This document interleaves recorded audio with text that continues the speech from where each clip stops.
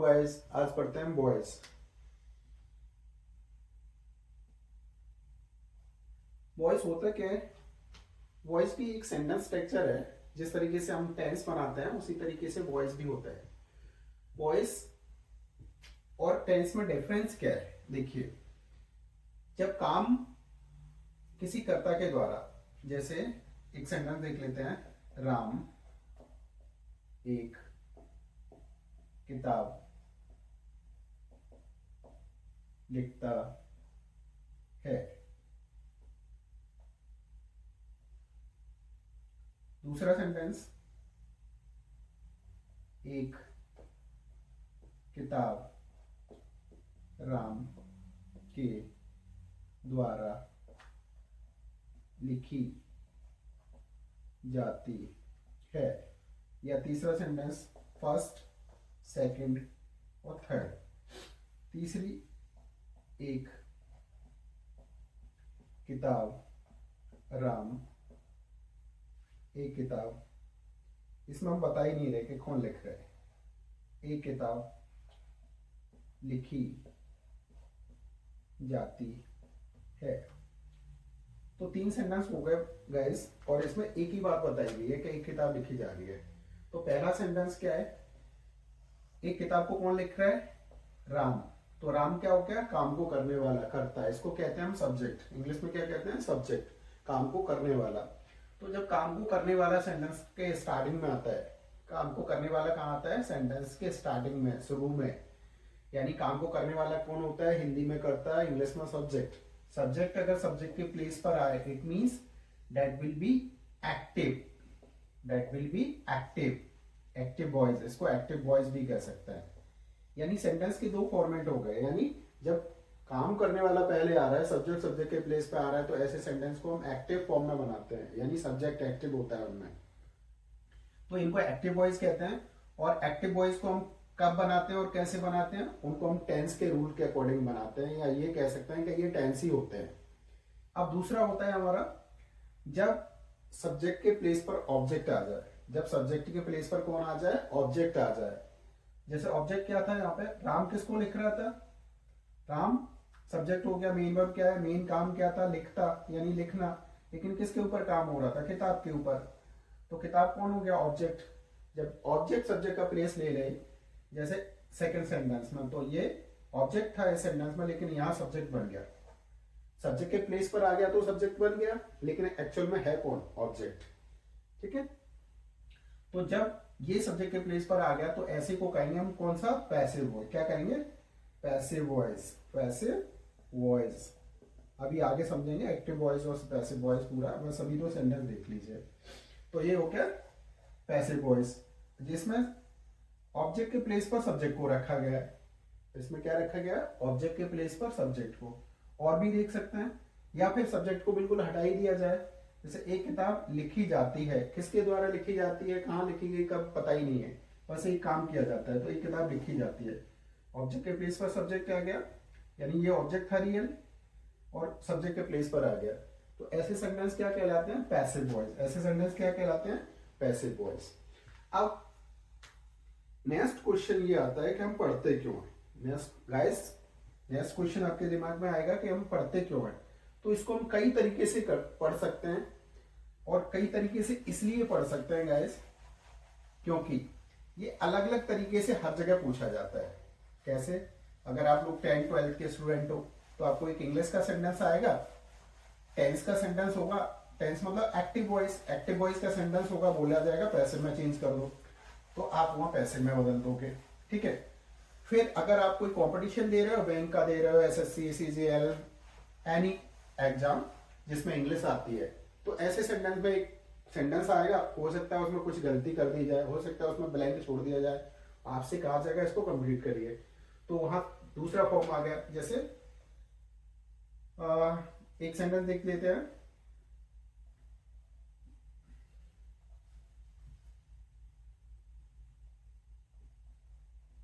Ram is speaking English. ठीक है guys. तो ये टेंस के रूल से बन रहा है हेल्पिंग वर्ब, उसके बाद एज आर एम लग रही है, मतलब टेंस हमें पता है, टेंस हम जानते हैं, नहीं जानते हो आप लोग, तो टेंस के रूल दिए गए हैं और आप लोग पहले टेंस क्लियर करिए। टेंस क्लियर होने के बाद ये अच्छे से आपको समझ में आ जाएगा। तो राम इज स्पीकिंग इंग्लिश, तो कौन सा हो गया, ये एक्टिव वॉइस हो गया। अब दूसरा कि इसको पैसे में बदलो, तो पैसे में अभी हम बदल देते हैं, आपको टेंशन लेने की जरूरत नहीं है।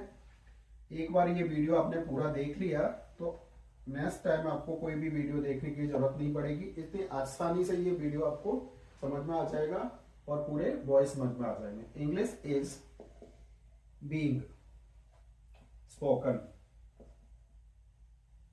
बाय राम। तो ये हो गया हमारा एक्टिव और ये हो गया हमारा पैसिव। ठीक है, अब कैसे हो गया, क्यों हो गया, अभी इस बात पे बात नहीं करेंगे। हम ये समझ रहे हैं कि इस तरीके के सेंटेंस कहाँ आते हैं, 10th-12th की क्लास में, यानी 9th में, 10th में, 11th में, 12th में, ठीक है, कहीं कहीं ग्रेजुएशन में भी आते हैं। तो इस तरीके से सेंटेंस आपको जो आपका एग्जाम होता है, जो आपका एकेडमिक एग्जाम है, उनमें आता है। अगर इन्हीं को अगर बैंक में या अदर प्लेस पे आप एग्जाम दोगे तो हो सकता है कि यहाँ पे ब्लैंक कर दिया जाए और बोला जाए कि भाई यहाँ पे भरिए, क्या आएगा, स्पीक आएगा, स्पीकिंग आएगा, स्पीकिंग आएगा या स्पोकन आएगा। ठीक है, तो जब आपको पता है तो आप भर सकते हो। ये इस तरीके से आएगा कॉम्पिटिटिव एग्जाम में। अब एक और होता है, दो तरीके हो गए हमें, एक वॉइस यूज करते हैं हम एकेडमिक एग्जाम में, एक कॉम्पिटिटिव एग्जाम में, और वॉइस कहाँ यूज करते हैं, स्पोकन में। whenever you want to speak English then you need to use these kind of words। जैसे आप लोग कहोगे एक किताब, सॉरी,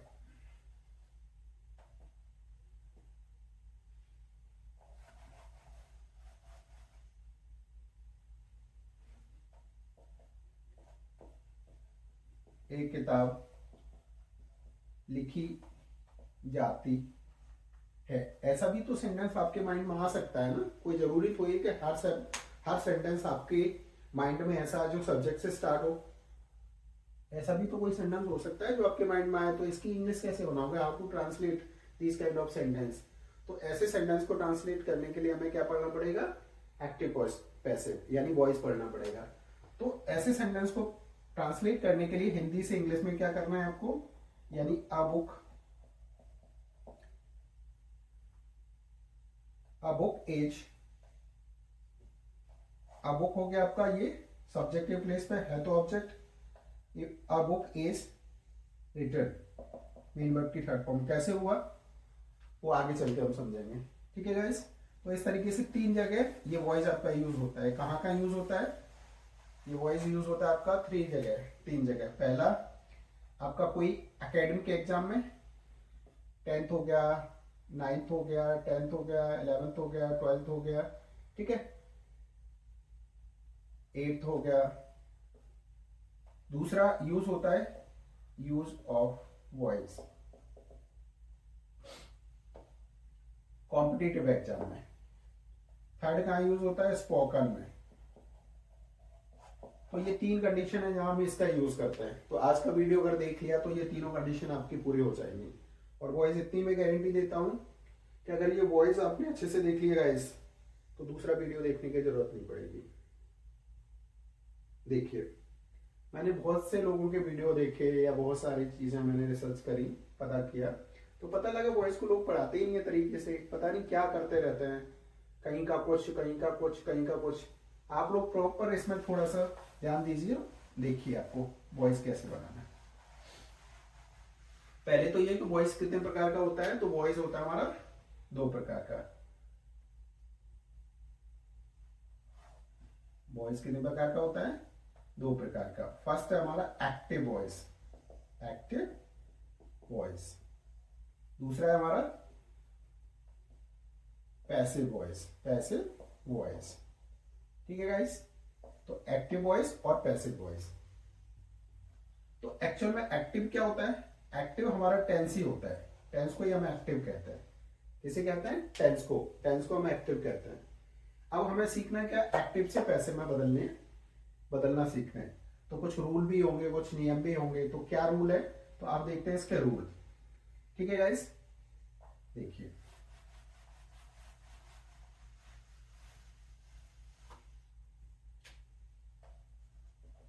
एक्टिव से पैसिव में बदलने के नियम।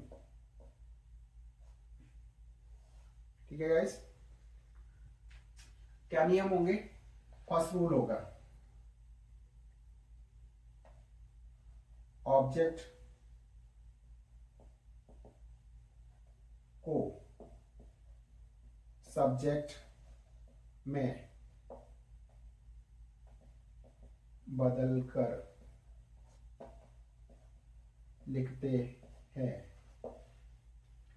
दूसरा गाइस, दूसरा क्या होगा? हेल्पिंग वर्ब को टेबल के अनुसार बदलकर लिखते हैं। ठीक है गाइस, तीसरा मेन वर्ब की थर्ड फॉर्म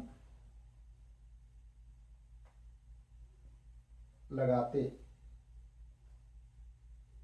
हैं। चौथा बचा हुआ वाक्य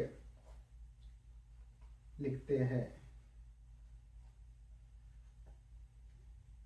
ठीक है गाइस, पांचवा पांचवा क्या होगा? पांचवा रूल इधर लिख देते हैं। पांचवा रूल, वाई लगा कर सब्जेक्ट को ऑब्जेक्ट में बदलकर लिखते हैं। ये 5 रूल हो गए, ये आपको याद करना है। ये आपको याद करना है, अगर वॉइस सीखना है तो ये आपको याद करना है। ठीक है गाइस, इनको नोट कर लीजिए, अच्छे से रिवाइज करिए। ठीक है, तो अब हम क्या करेंगे, ये 5 रूल को देखते हैं। तो पहला रूल क्या है हमारा? पहला रूल है ऑब्जेक्ट को सब्जेक्ट में बदलते हैं। ऑब्जेक्ट को सब्जेक्ट में बदलते हैं। तो ऑब्जेक्ट सब्जेक्ट क्या होता है, पहले इन 5 रूलों को हम देखेंगे एक एक करके। ठीक है, पहले ऑब्जेक्ट को सब्जेक्ट में बदलना सीखेंगे, फिर हेल्पिंग वर्ब को टेबल के अनुसार बदलना सीखेंगे, फिर मेन वर्ब की थर्ड फॉर्म आप लोग जानते ही हो, उसको भी सीखेंगे। बचा हुआ बाकी क्या होता है, बाय लगाकर सब्जेक्ट को कैसे लिखते हैं, देखिए पूरा। ठीक है, तो पहला रूल फॉलो करेंगे, फिर दूसरा देखते हैं।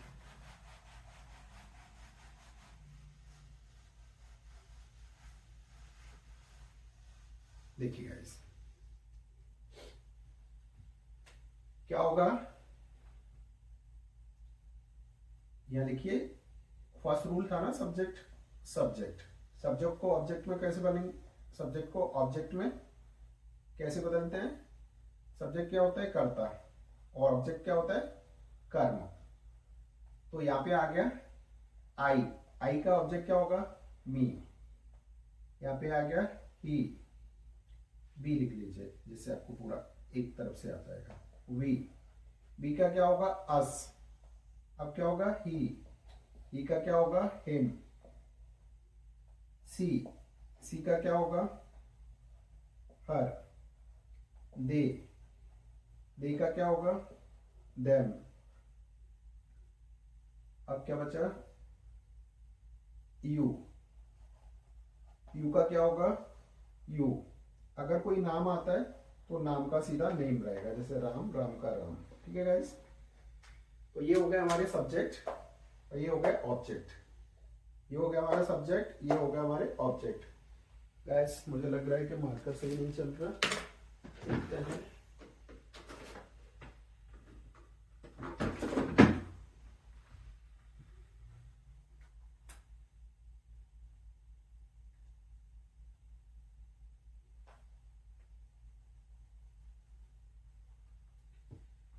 इसको नोट कर लीजिए। देखिए दूसरा रूल क्या है हमारा, दूसरा रूल था हेल्पिंग वर्ब, तो उसके लिए एक टेबल बनाएंगे, हेल्पिंग वर्ब को टेबल के अनुसार बदल दिए। ठीक है, तो दूसरे रूल का क्या है, सब्जेक्ट को ऑब्जेक्ट में कैसे बदलते हैं वो उसका रूल देख लिया हमने। दूसरा रूल है हमारा हेल्पिंग वर्ब को टेबल के अनुसार बदलते हैं। हेल्पिंग वर्ब को टेबल के, तो टेबल पता भी तो होना चाहिए, तो टेबल क्या होती है, टेबल किसकी टेबल, हेल्पिंग वर्ब की टेबल। तो इधर लिखना है आपको एक्टिव और इधर लिखना है पैसिव। ठीक है, एक्टिव में क्या होगा, एस ई एस, डू या डच। तो इसको बदलेंगे, पहले पूरी ये लिख देते हैं, इधर एज आर और एम, इधर हैज और हैव, फिर हैज बीन और हैव बीन। ठीक है गाइस, अब देखिए इनको किस में चेंज करते हैं, इनको चेंज करेंगे हम यहाँ पे एज आर और एम में, और इसको चेंज करेंगे is are am plus being में। ठीक है गाइस, इसको करेंगे हम हैज बीन और हैव बीन में, और इसको guys no change, no change. कुछ जगह हमें इसको बना भी सकते हैं, लेकिन अभी उसकी जरूरत आपको नहीं है। अगर आपको ये बेसिक पूरा क्लियर हो जाएगा, कॉम्पिटिटिव में वो आता है, तो हम क्या कर सकते हैं, has been, have been plus being भी लगा देते हैं, उसको आगे चल के देखेंगे। ये हो गई हमारी किसकी, प्रेजेंट टेंस की, किसकी हो गई, प्रेजेंट टेंस की। ठीक है, इसको नोट कर लीजिए आप लोग। अब लिखते हैं हम पास्ट की, इसको हटा देते हैं। देखिए वीडियो को पॉज करिए, पॉज करके पूरा लिख लीजिए अच्छे से, क्योंकि ये आपको याद करनी पड़ेगी। याद करने की भी ट्रिक है, वो आगे बताएंगे, लेकिन अभी नोट कर लीजिए। अब देखिए गाइस, दूसरा क्या है, पास्ट। पास्ट की क्या होगी, पास्ट की होगी आपकी, यहाँ पे क्या होता है, सेकंड फॉर्म या डेट, पास्ट इंडेफिनिट की, फिर होता है हमारा वॉच या वर, उसके बाद कौन सा होता है हमारा हैड, उसके बाद हैड बीन। ठीक है गाइस, तो इसको चेंज करेंगे वॉच वर में, वॉच या वर में, और इसको चेंज करेंगे वॉच या वर प्लस बीइंग में। ठीक है, नेक्स्ट हेड को चेंज करेंगे हैड बीन में, और इसको गाइस नो चेंज, सेम जो पिछले में किया था। इसको नोट कर लीजिए, फिर करेंगे फ्यूचर की, हटा दें। एक बार आप पूरा वीडियो अच्छे से देख लीजिए, जीवन में कभी भी आपको वॉइस को पढ़ने की जरूरत नहीं पड़ेगी। नेक्स्ट है हमारा फ्यूचर, फ्यूचर। तो फ्यूचर को क्या करेंगे हम, विल, विल को चेंज करेंगे हम किस में,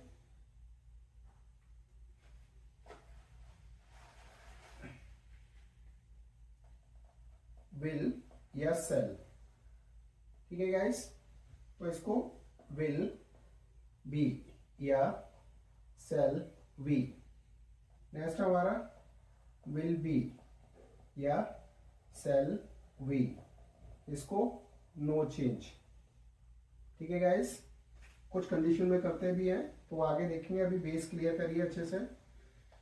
और नेक्स्ट है हमारा विल हैव या सेल हैव, इसको विल हैव बीन या सेल हैव बीन। ठीक है गाइस, इधर आ गया हमारा विल हैव बीन या सेल हैव बीन, इसको चेंज करेंगे किसमें, नो चेंज, यानी एक एक उन दोनों में और दो इसमें नो चेंज, फ्यूचर में दो और प्रेजेंट टू पास्ट में एक एक क्लास वाला टेंस। तो ये हो गई हमारी, क्या हो गई, हेल्पिंग वर्ब। तो दो रूल क्लियर हो गए, सब्जेक्ट को ऑब्जेक्ट कैसे बनाते हैं या ऑब्जेक्ट को सब्जेक्ट कैसे बनाते हैं। दूसरा रूल है हमारा हेल्पिंग वर्ब को टेबल के अनुसार चेंज करता है, तो ये हेल्पिंग वर्ब की टेबल है गाइस, ठीक है। अब देखिए हटा देते हैं।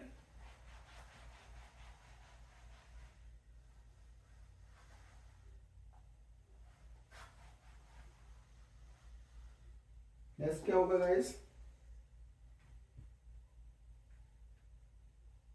अब देखिए एक सेंटेंस, जो टेंस का सेंटेंस का स्ट्रक्चर है वो क्या होता है, सब्जेक्ट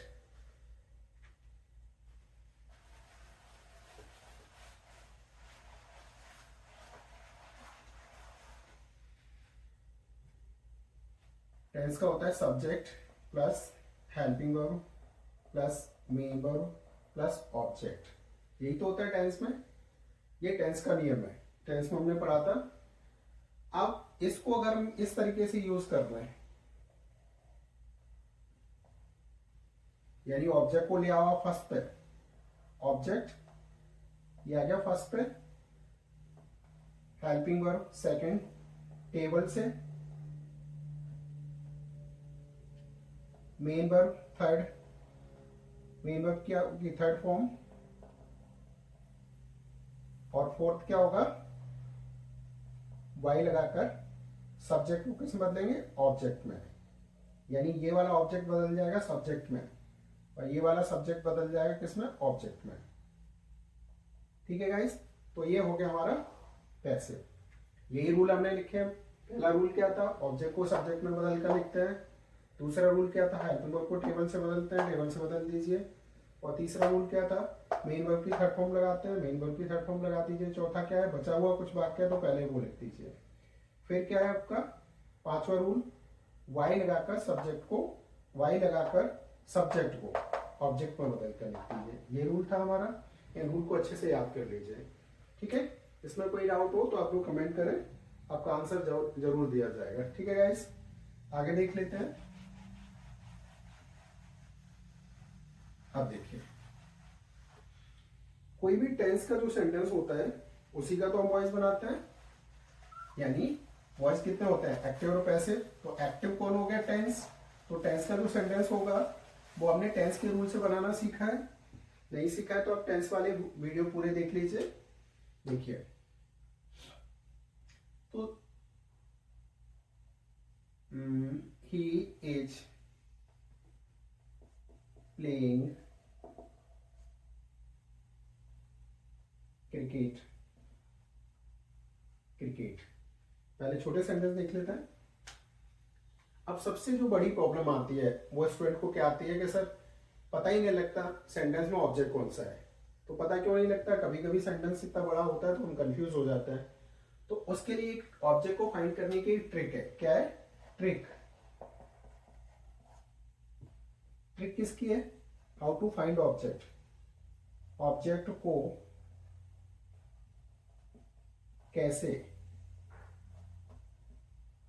पहचाने, ठीक है, कैसे ढूंढे। तो ढूंढने की ट्रिक क्या है, अगर सेंटेंस में हेल्पिंग वर्ब आ रही है, सेंटेंस में हेल्पिंग वर्ब आ रही है आपकी, तो ऑब्जेक्ट कहां होगा, ऑब्जेक्ट कहां होगा, फोर्थ प्लेस पे। अगर हेल्पिंग वर्ब सेंटेंस में नहीं आ रही तो ऑब्जेक्ट कहां होगा, ऑब्जेक्ट होगा आपका थर्ड प्लेस पे।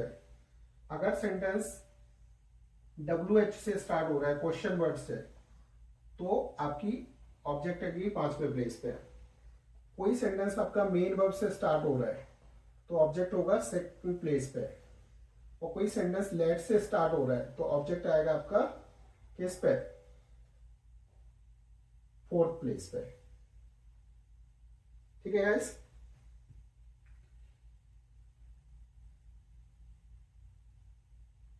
जैसे लेट मी स्पीक इंग्लिश, ठीक है गाइस। लेट वाले सेंटेंस पढ़ेंगे तब क्लियर हो जाएगा। 1 2 3 और ये 4, ठीक है। तो ये आपकी ट्रिक हो गई, आपको किसको अभी बाद में देखेंगे। ये ट्रिक हो गई आपकी ऑब्जेक्ट फाइंड करने की, ऑब्जेक्ट सेंटेंस पर कैसे फाइंड करना है, how to find out the object in a sentence. तो दिस इज अ ट्रिक, और इस ट्रिक से कभी भी कोई सेंटेंस गलत नहीं होगा। आप लोग खुद से प्रैक्टिस कर सकते हो और पहचान सकते हो। अगर गलत होता है तो फिर अब आप हमें बता सकते हो। और कई कंडीशन में ऐसा भी हो सकता है कि एक सेंटेंस में 2 ऑब्जेक्ट आ जाए, तब भी आपको प्रॉब्लम नहीं है, इस रूल से बनाइए, वो भी आपका सही होगा। ठीक है गाइस, तो अब ऑब्जेक्ट हमने पहचानना सीखा। अब देखिए एक सेंटेंस बनाते हैं पहले इसी रूल से। तो सबसे पहले बताइए इसमें हेल्पिंग वर्ब आ रही है? अब इतना तो आपको पता होना चाहिए क्योंकि हमने टेंस पढ़ा है। हेल्पिंग वर्ब आ रही है, तो if we have helping verb in a sentence then how can we identify with the help of this trick. तो वो हमने लिख रखी है ट्रिक, और आपको इस ट्रिक को क्या करना पड़ेगा, याद करना पड़ेगा, रखना पड़ेगा। और specially for the consistent children के लिए, स्टूडेंट के लिए 9th 10th 11th 12th और जो भी आपके एग्जाम में इंग्लिश आ रही है जो एकेडमिक है। तो देखिए काउंट करते हैं, 1 2 लिख ले, 1 2 3 और 4। ठीक है गाइस, तो देखिए हेल्पिंग वर्ब आ रही है 4th प्लेस पे, वो सॉरी ऑब्जेक्ट आ रहा है 4th प्लेस पे, तो हेल्पिंग वर्ब वाले सेंटेंस में आएगा 4th प्लेस पे। तो यहाँ लिख लीजिए क्रिकेट, CRICKET, क्रिकेट। अब पहला रूल तो हमारा कंप्लीट कर लिया, जो हमने 5 रूल लिखे हैं इसके एक्टिव से पैसिव में बदलने के नियम, पहले स्टार्टिंग में लिखे थे 5 रूल। तो अब उसका क्या होगा, हमने पहला रूल फॉलो किया, ऑब्जेक्ट को सब्जेक्ट में बदल कर लिखा। क्रिकेट को तो किसी में बदल नहीं सकते, तो क्रिकेट का क्रिकेट रहेगा सब्जेक्ट। अब दूसरा रूल क्या है, हेल्पिंग वर्ब को टेबल से बदलता है। तो हेल्पिंग वर्ब को टेबल से बदलने के लिए क्या करना पड़ेगा, हेल्पिंग वर्ब कहाँ आती है, यानी जो टेबल बनाई थी हमने रूल की, तो उसमें एज आर एम आया, एज आर एम को किसमें चेंज किया हमने, is are am plus being, याद है आपको। तो क्रिकेट एक है, बहुत सारी है, एक है, तो क्रिकेट इज बीइंग। ठीक है गाइस, अब तीसरा रूल क्या है, मेन वर्ब की थर्ड फॉर्म लिखते हैं। मेन वर्ब की थर्ड फॉर्म आपको पता है जनरली ईडी लगाने से बन जाती है, कुछ ऐसी होती है जो ईडी से नहीं बनती, वो आपको याद करनी पड़ेगी। तो cricket is being played, played third form. अब चौथा रूल क्या था, बचा हुआ वाक्य, तो पीछे कुछ बचा ही नहीं अभी लिखने के लिए, तो चौथा रूल फॉलो ही नहीं होगा। पांचवा रूल क्या है, पांचवा रूल सब्जेक्ट को ऑब्जेक्ट में बदल कर लिखते हैं, तो वाई और ही का ऑब्जेक्ट क्या होगा, हिम, वो हमने लिख रखा है। ये हो गया आपका सेंटेंस। गाइस कोई प्रॉब्लम है इसमें? अब देखिए एक और सेंटेंस देख लेते हैं।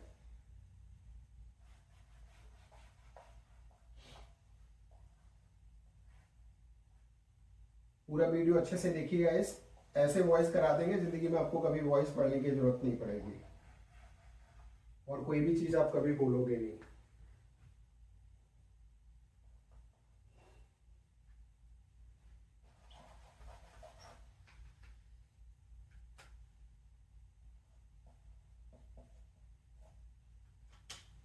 ठीक है गाइस, नया सेंटेंस दिखता है,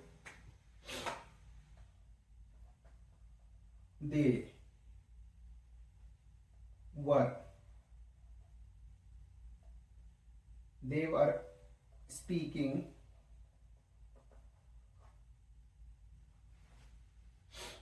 English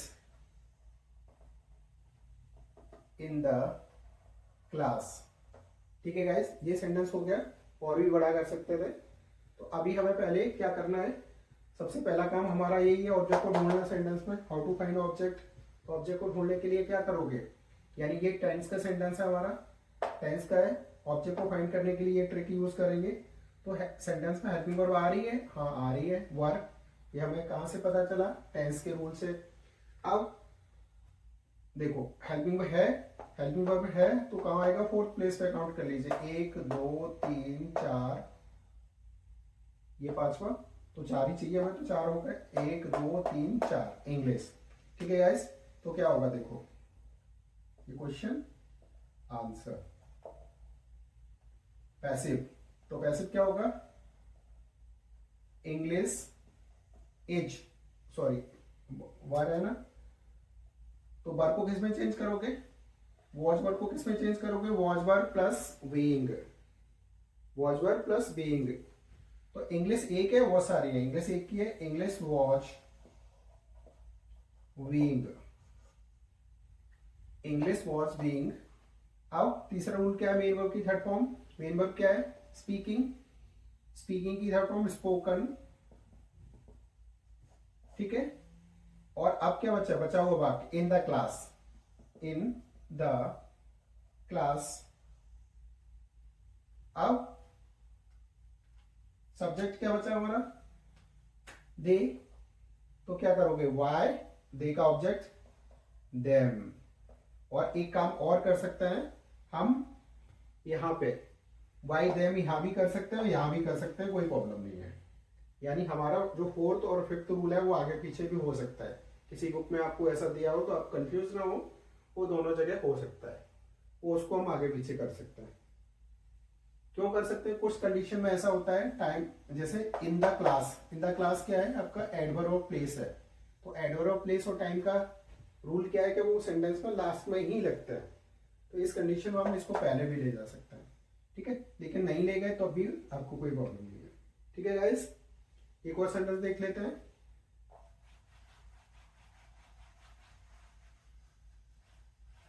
आप एक बार अच्छे से वीडियो देख लीजिए और जितने रूल बताएं बस उनको फॉलो कर लीजिए, आपको वॉइस में कभी कोई प्रॉब्लम नहीं आएगी। नेक्स्ट क्या होगा?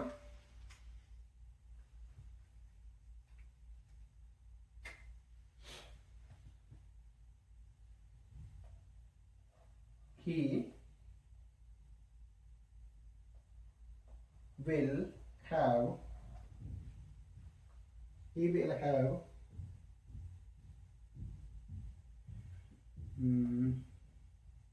he will have played hockey in the ground। ठीक है गाइस, ये सेंटेंस हो गया।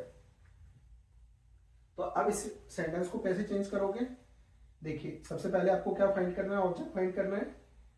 तो ऑब्जेक्ट फाइंड करने के लिए क्या होगा? आपको काउंट करना है। हेल्पिंग वर्ब है, हाँ, तो देखिए आपको रूल माइंड में रखना है। 1 2 3 और 4। ठीक है, तो ये हो गया हमारा फोर्थ प्लेस का ऑब्जेक्ट मिल गया हमें। तो क्या बनाएंगे हम? Answer hockey. अब देखो विल हैव आ रहा है, विल हैव और शैल हैव को किस बताएंगे? Will have been, shall have been. हॉकी विल हैव बीन। ठीक है गाइस, अब क्या होगा? विल हैव बीन आ गया, मेन वर्ब की कौन सी form? Third form. Third form पहले से ही लगी है, प्लेड। अब बचा हुआ वाक्य in the ground. In the ground. Next क्या होगा? वाई, ही का ऑब्जेक्ट क्या होगा? Why him. तो इसको आगे पीछे कर सकते हैं, पहले भी बताया था।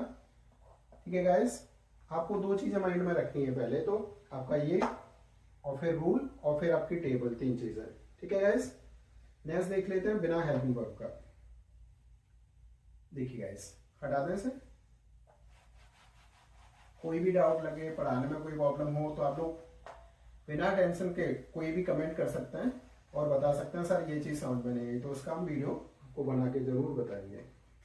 ठीक है गाइस, आप लोग वीडियो में कमेंट करते हो तो अच्छा लगता है और पता लगता है कि लोगों को कुछ फायदा हो रहा है, इंटरेस्टेड है लोग देखने में। नेक्स्ट है हमारा she, helps. She helps, she helps me in the school. ठीक है गाइस, अब देखिए इसमें हेल्पिंग वर्ब नहीं है, ये सेकंड रूल वाला, ये सेकंड रूल वाला है, क्योंकि हेल्पिंग वर्ब नहीं है। जब हेल्पिंग वर्ब नहीं है तो हम क्या करेंगे? काउंट करते हैं तीसरे प्लेस पे, 1 2 3। ठीक है गाइस, हमें मिला क्या? मी। अब देखिए मी का सब्जेक्ट क्या होगा? ये ऑब्जेक्ट है, सब्जेक्ट क्या होगा मी का? आई। ये आपको हमने टेबल लिखा है, ये आई। अब देखिए दूसरा रूल, पहला रूल यूज हो गया, दूसरा क्या है? हेल्पिंग वर्ब को टेबल के अनुसार। तो एस और डू डैश, एस को किस बदला है हमने? एच आर एम में, तो आई के साथ क्या आएगा? एम।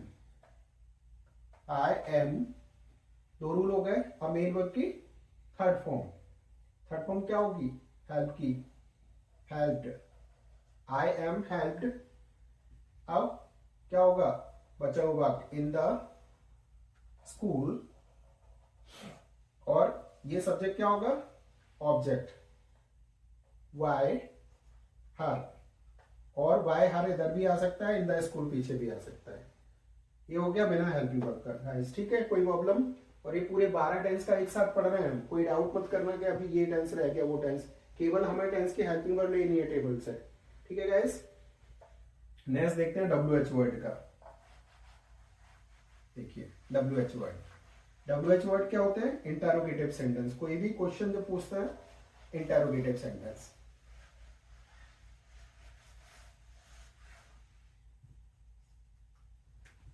अब वॉइस इंटरोगेटिव का कैसे वॉइस बनता है? अब इंटरोगेटिव आपको पता है कितने होते हैं? दो होते हैं, सिंगल या डबल। तो सिंगल इंटरोगेटिव का आपका सिंगल ही आंसर देना है, जैसे is he helping me, is he helping me in the class. ये सिंगल इंटरोगेटिव का है गाइस, ठीक है, क्योंकि एज पहले आ रहा है। आपको पता है जब हेल्पिंग वर्ब पहले आती है तो क्या होता है? सिंगल इंटरोगेटिव आता है। तो हमें रूल वही फॉलो करने हैं, सिंगल इंटरोगेटिव का आंसर सिंगल इंटरोगेटिव बनाना है, ठीक है। आंसर देखिए, काउंट कर लीजिए, हेल्पिंग वर्ब आ रही है तो वही 1 2 3 4 मिल गया। मी, तो मी का सब्जेक्ट क्या होगा? आई, ठीक है गाइस, कंफ्यूज ना हो पहले देख लो, आई। अब दूसरा रूल क्या है? हेल्पिंग वर्ब को टेबल के अनुसार हेल्पिंग वर्ब क्या लगेगी? Is are am plus being, is are am plus being table में लिखा है। तो अब आई के साथ क्या लगेगा? एम। तो सिंपल सेंटेंस में सब्जेक्ट की बात लगाते थे, लेकिन ये इंटरोगेटिव है तो इसमें हम पहले लगा देते हैं एम आई, ठीक है गाइस, एम आई। अब नेक्स्ट क्या होगा? मेन वर्ब की थर्ड फॉर्म हेल्प्ड, ठीक है। फोर्थ रूल क्या है? बचा हुआ sentence in the class, in the class.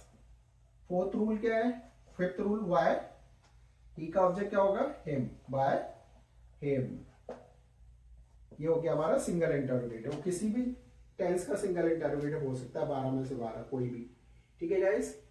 Next देख लेते हैं डबल इंटरोगेटिव का, WH वर्ड का, हटा दें। देखिए डबल इंटरोगेटिव का क्या होगा? ऑब्जेक्ट फिफ्थ प्लेस पे मिलता है डबल इंटरोगेटिव का। सबसे जो प्रॉब्लम है स्टूडेंट की वो है ऑब्जेक्ट को फाइंड कैसे करें, ठीक है, how to find out object in a sentence. तो इसके लिए ये ट्रिक आपको यूज करनी है। अगला है why are you teaching English in the class. Double interrogative आ गया गाइस, देखिए WH वर्ड आ रहा है, ठीक है। अब देखिए WH वर्ड में कहां आता है? फिफ्थ प्लेस पर, 1 2 3 4 5 ऑब्जेक्ट मिल गया हमें 5वें प्लेस पे। कोई दिमाग नहीं चलाना, केवल हमारी ट्रिक को फॉलो करना है, ठीक है गाइस। ये ट्रिक आपको कहीं भी नहीं मिलेगी, और आप सोचो कहीं भी, पूरे इंटरनेट का देख लीजिए, आपको कहीं भी ये कोई नहीं बताएगा। सीधा सीधा सेंटेंस लिखे और डाल दिए, समझ में आए तो ठीक है, नहीं आए तो ठीक है, ठीक है गाइस। इसलिए ये मैं पक्का बताता हूँ, आप पूरा वीडियो अगर देखते हैं तो आपको कोई भी प्रॉब्लम नहीं आएगी, और ऐसी इंग्लिश करा दूंगा, आप लोग याद रखोगे किसी ने इंग्लिश पढ़ाई थी। आप लोगों को कमेंट करना है और आप लोगों को बताना है कि क्या प्रॉब्लम आ रही है और समझ में आ रहा है या नहीं आ रहा है। इसका रूल देख लेते हैं गाइस। देखिए, तो पहला रूल तो हमारा यही है, देखो इसको थोड़ा समझ लेते हैं। तो जो क्वेश्चन वर्ड है आपका WH वर्ड, वो सेम लिखना है आपको, WH वर्ड, ठीक है। ये लिख दिया, जो भी आया वो लिख दो। फिर हमें क्या करना है? थोड़ी जगह छोड़नी है यहाँ पे, किसके लिए? क्योंकि हेल्पिंग वर्ब आ रही है तो हेल्पिंग वर्ब के लिए। लेकिन हेल्पिंग वर्ब डिसाइड कैसे करेंगे? नए सब्जेक्ट के अनुसार। नया सब्जेक्ट क्या होगा? ऑब्जेक्ट को जो बदल के आएगा। तो अभी क्या आ गया, इंग्लिश। 1 2 3 4 5 इंग्लिश आ गया, यहाँ लिख दिया हमने इंग्लिश। इसी तरीके से कंपटीशन में आपको ब्लैंक कर दिए जाएंगे, जो भी कंपटीशन एग्जाम दोगे आप, बैंकिंग हो गया, रेलवे, एसएससी, जहां भी इंग्लिश आती है। ठीक है गाइस। तो अब हेल्पिंग वर्ब को हम टेबल से बदलेंगे, तो आर आ रहा है, आर को कैसे बदलेंगे, is are am plus being. तो क्या करें हम, इंग्लिश के साथ क्या लगेगा, एज लगेगा, तो एज लगा दिया यहाँ पर। लो, ये भी काम खत्म हो गया, क्योंकि यहाँ भी सब्जेक्ट से पहले तो हमारे में भी सब्जेक्ट से पहले हुआ है एज इंग्लिश। अब क्या बचा, बीइंग। जब भी हेल्पिंग वर्ब के कितने भी पार्ट आए एक को छोड़ के, वो एक सब्जेक्ट से पहले, बाकी सब सब्जेक्ट के बाद, हर जगह ये रूल आपको अप्लाई करना है। मेन वर्ब की क्या आएगी अब, थर्ड फॉर्म। तीसरी क्या होगी, taught. Taught, why is English, why is English being taught. अब क्या बचा, इन द क्लास, वाई, और क्या है, यू। तो यू का ऑब्जेक्ट भी वाई यू होता है, ये लिख दिया वाई यू। इसको हम यहां भी कर सकते हैं वाई यू, और इन द क्लास बाद में भी कर सकते हैं, बोथ आर करेक्ट। ठीक है, ये हो गया आपका इंटरोगेटिव का। अब किसका देखेंगे हम, अब देखेंगे हम किसका, मेन वर्ब से सेंटेंस स्टार्ट होता है उसका। ठीक है, तो मेन वर्ब से सेंटेंस स्टार्ट होते हैं, वो सेंटेंस कौन से होते हैं, पहले तो ये बताइए आप लोग। मेन वर्ब से सेंटेंस स्टार्ट होते हैं, वो होते हैं इंपरेटिव सेंटेंस। कौन से होते हैं, इंपरेटिव सेंटेंस। देखिए, इंपरेटिव सेंटेंस को क्या करते हैं हम, उनमें कभी कोई सब्जेक्ट नहीं होता। सब्जेक्ट नहीं होता तो कहां से स्टार्ट होंगे, मेन वर्ब से। ठीक है, तो ऐसे सेंटेंस में हम क्या करते हैं, देखिए,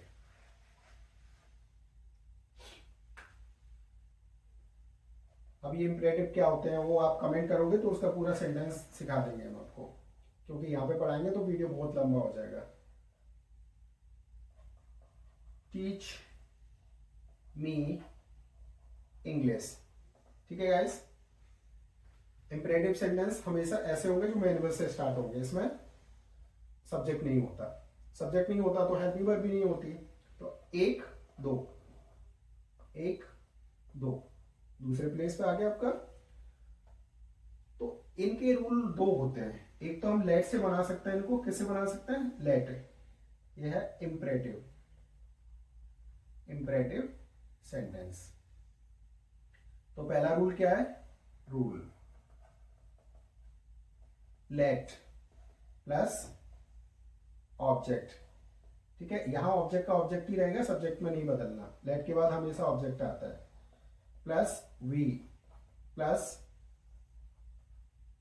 मेन वर्ब की third form plus rest sentence, बचा हुआ वाक्य। ठीक है गाइस, एक और रूल, दूसरा रूल क्या होगा, you are ordered to, first second, you are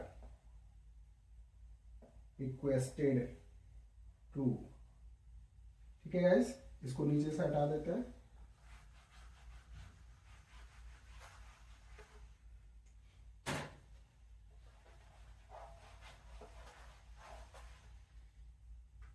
तीसरा रूल क्या होगा, you are advised to plus sentence.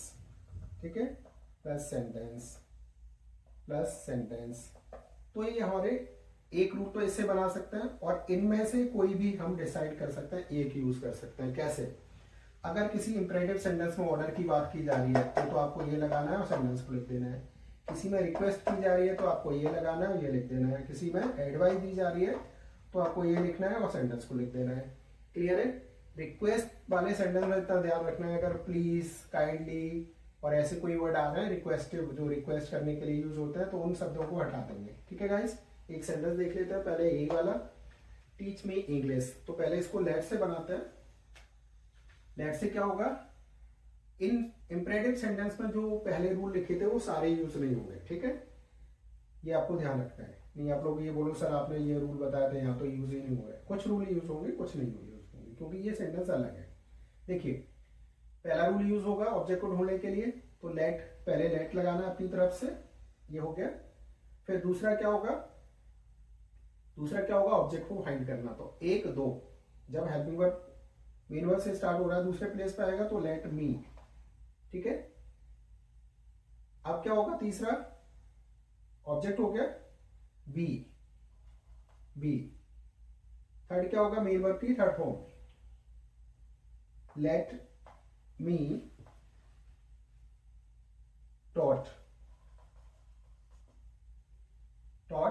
अब क्या बचा, इंग्लिश, ठीक है गाइस, इंग्लिश। और कुछ बचा नहीं है, ये हो गया। इसको एक तरीके से और भी बना सकते हैं, क्योंकि ये भी हमारा ऑब्जेक्ट ही है। अगर हम चाहें तो इसको ऐसे भी बना सकते हैं, let English be taught to me. अब इसमें ध्यान रखना है कि ये जो ऑब्जेक्ट है आपका ये वाला, जब पीछे जाएगा तो टू के साथ आएगा, ठीक है गाइस। इन सेंटेंस को बनाने के लिए कोई एक रूल नहीं है, इनको हम 5 रूल से बना सकते हैं, यानी एक ही सेंटेंस के 5 आंसर दे सकते हैं। तो आप पहले 1 सीखिए, 2 सीखिए, फिर और भी आगे बढ़ा सकते हो। जितना कंपटीशन में आगे जाओगे आप लोगों को इसके कई रूल समझ में आते जाएंगे। आप लोगों को अगर चाहिए तो आप लोग वीडियो में कमेंट करें। अब देखिए टीच मी इंग्लिश, इसमें कोई ऑर्डर दे रहा है, रिक्वेस्ट कर रहा है, ठीक है, या एडवाइस दे रहा है, टीच मी इंग्लिश, मुझे इंग्लिश पढ़ाओ। अगर किसी से हम काम करवा रहे हैं तो जाहिर सी बात है रिक्वेस्ट ही होगी, या फिर हम यहाँ पे प्लीज भी यूज कर सकते हैं, प्लीज टीच मी इंग्लिश। तो इसको एक आंसर क्या हो जाएगा, यू आर रिक्वेस्टेड टू, अब पूरा सेंटेंस लिख दो, प्लीज को छोड़ देना, टीच मी, यहां से लिखते हैं टीच मी इंग्लिश, ठीक है गाइस। एक और देख लेते हैं, हटा दें।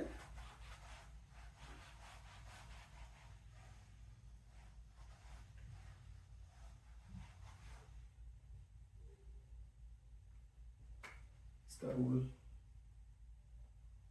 मेन वर्ब की help form plus press sentence. देखिए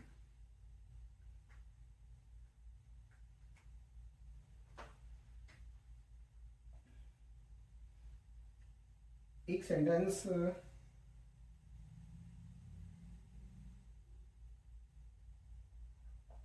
गेट अप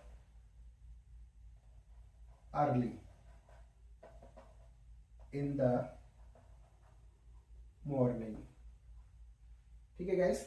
देखिए ये सेंटेंस है, अब इसमें कोई ऑब्जेक्ट नहीं है, ठीक है।